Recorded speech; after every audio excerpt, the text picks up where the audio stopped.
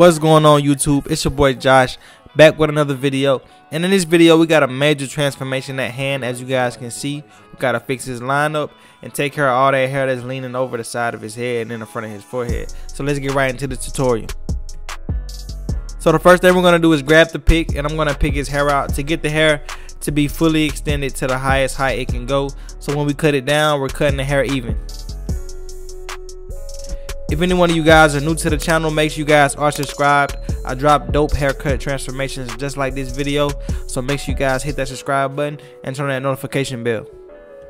So right here I started taking bulk down by doing some freehand trimming with my Babyliss clippers, but then eventually I picked up my guard. I forgot what guard this was. I think it was a number 4 guard with the lever open. If not, it was a number 3 guard with the lever open. So it's one of those guards.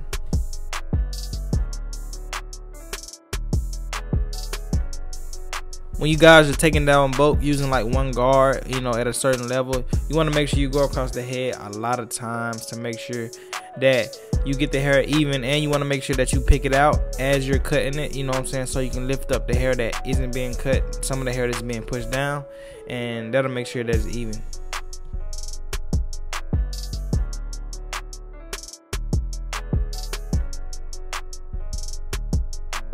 After I'm done cutting, I want to go in and pick out the sides that I'm going to be blending into, and also brushing down the sides that I'm going to be fading.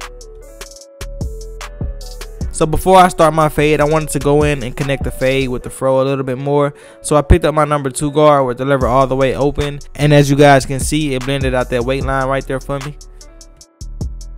So to start off my fade, I'm going to start with my bald line using my Babyliss Gold Effects trimmers, and we're not going to be giving him a C cup.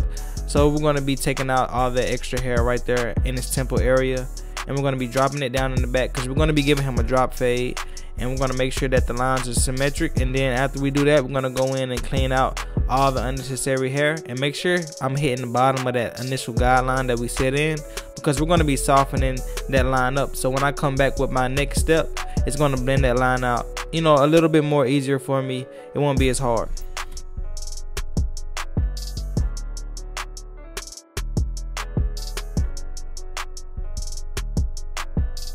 So our next guideline is going to be with my no guard with the lever all the way open using my Babyliss clippers, and I'm going up about a ½ inch, and we're going to be making sure that we follow the same shape as the first guideline we made with my trimmers.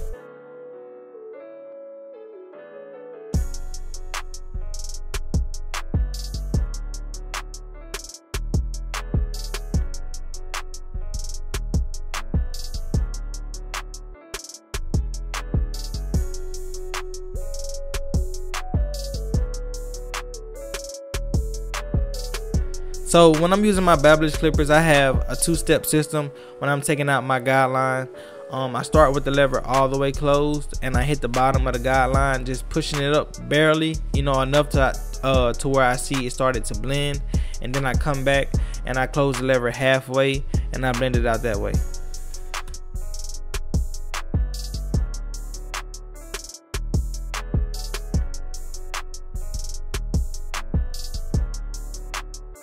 Usually when I'm on this step, I tend to start to detail a little bit. I open and close the lever frequently because I want to get the fade right. And when I close the lever halfway, sometimes some hairs are stubborn, so I have to finesse it and do a lot of detail. So right here we're going to start with my number 1 guard with the lever all the way open, going up about a ½ inch, moving up slowly, but we're getting this fade right. And I'm going to start with it all the way open like I said, and I'm going to go all the way around following the same shape as our previous guidelines that we made, keeping the symmetry of this haircut at a maximum.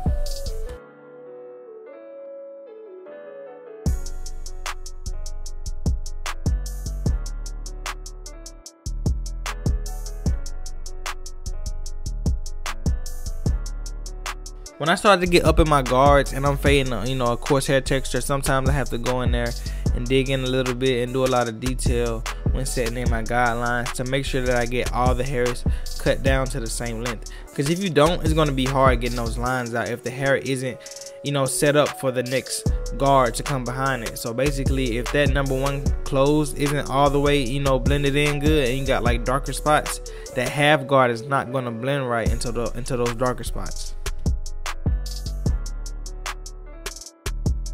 So yeah, right now we are at the number 1 guard with the lever closed. You know, like I said, we started with it open, so we're fading down. Started with the 1 guard open, and now we're at the number 1 guard closed, just hitting the line. As you can see, it's getting lighter. We're blending it right in, and then we're gonna come back with the half guard and try to do a lot of detail work with that. But we have a lot more, you know, detailing to do. But we're gonna, you know, make this work for what it is, and then towards the end of the haircut, that's when I see more imperfections, and I do even more to make this fade look its best.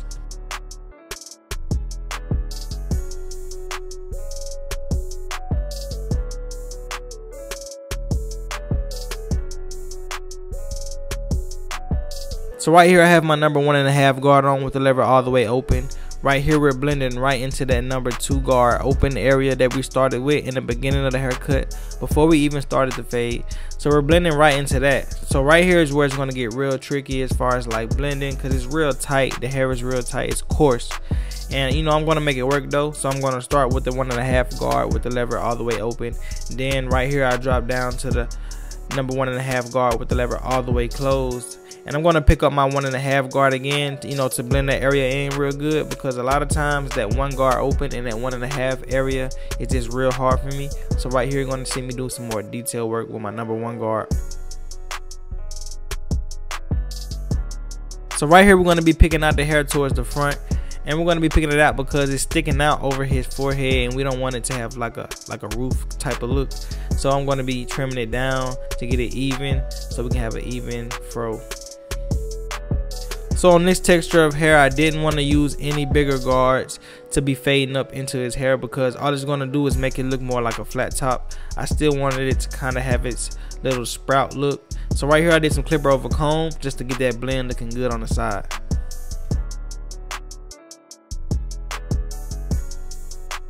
So right here we're going to prep for the hairline, putting on some holding spray, and then I'm going to blow dry it to get the hair to lay down so it can be crispy as possible.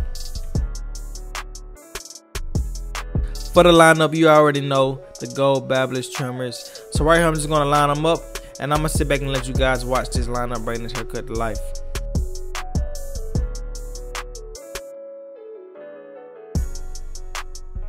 You guys know in the beginning this haircut did not look like this. It's all neat and everything, especially with this line, and it's all natural. You guys see it's still crispy, but we're going to add some enhancements per client request. It's gonna make this haircut pop for real. But you guys seen that clean crispy line, but right here we're just gonna be applying the enhancements. So right after applying enhancements, you want to make sure you go in with your trimmers before you apply the holding spray. I've seen people apply holding spray before, but I recommend it this way because it's easier and it's less time, especially when you have to take all that enhancements off the forehead.